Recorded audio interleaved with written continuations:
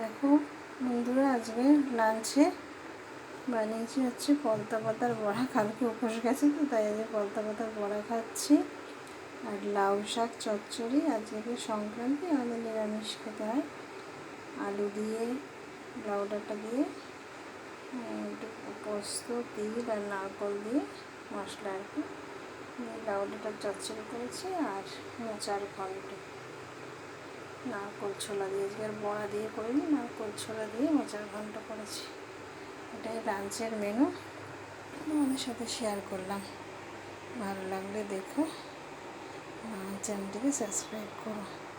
নিরামিষ তরকারি তো একটু রান্না করতেও সময় লাগলো, একটু সময় লাগে কাটাকুটি করা, করা।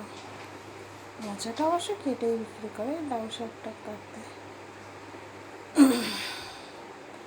কে কে ভালোবাসো এরকম নিরামিষ তরকারি খেতে? আমার তো লাউ শাক খেতে ভীষণ ভালো লাগে, মানে শুধু শুধু খেতেও ভালো লাগে।